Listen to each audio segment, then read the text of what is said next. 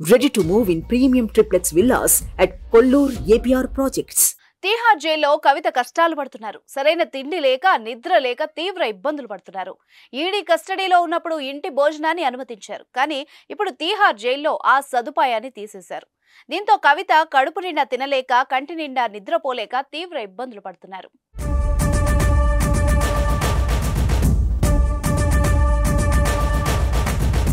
మార్చి 26న custody ముగిసిన తర్వాత కవితను తీహార్ జైలుకు తీసుకెళ్లారు పోలీసులు. ఏప్రిల్ 9వ తేదీ వరకు కవితకు రౌజ్ అవెన్యూ కోర్టు రిమాండ్ విధించింది. అయితే జైల్లో పెడుతున్న ఫుడ్ తనకు పడడం లేదని, బెడ్ లేకుండా నిద్ర పట్టడం లేదంటూ కవిత మళ్లీ కోర్టులో పిటిషన్ వేశారు. తనకు ఇంటి భోజనాన్ని ఒక పరుపును అనుమతించాలంటూ కోర్టును వేడుకున్నారు కవిత. ఇంటి భోజనం మాత్రమే కాదు, తనకు స్లిప్పర్లు, బెడ్షీట్లు, పుస్తకాలు, దుప్పట్లు, పెన్నులు, పేపర్లు కూడా కావాలంటూ కోర్టుకు మొరపెట్టుకున్నారు. అంతేకాదు మందులతో పాటు ఆభరణాలు కూడా అనుమతించాలని కోర్టును కోరుతున్నారు కవిత.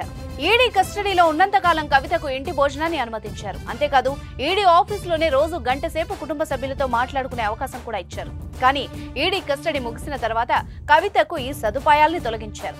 దీంతో కవిత ఇప్పుడు తీహార్ జైల్లో తీవ్ర ఇబ్బందులు పడుతున్నారు.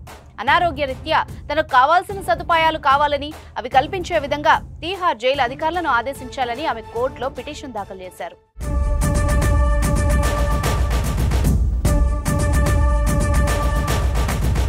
ఢిల్లీ లిక్కర్ స్కామ్ లో కవితను మార్చి 15వ తేదీన అరెస్ట్ చేసిన సంగతి అందరికీ తెలుసు. ఈ కేసులో ఇప్పటి వరకు ఈడీ 128 కోట్ల రూపాయల ఆస్తుల్ని అటాచ్ కూడా చేశారు.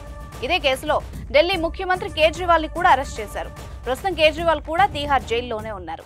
తీహార్ జైల్లో ఉన్న కవిత ప్రత్యేక వసతులు కావాలన్న పిటిషన్ ఇప్పుడు రౌజ్ అవెన్యూ కోర్టులో విచారణకుంది. కవితకు ఆమె కోరిన వసతుల్ని కోర్టు అనుమతిస్తుందా లేదా అన్నది ఇప్పుడు ఆసక్తికరంగా మారింది. సుమన్ టీవీలో మీ పర్సనల్ అండ్ బిజినెస్ ప్రమోషన్స్ కోసం కింది నెంబర్కి కాంటాక్ట్ చేయండి.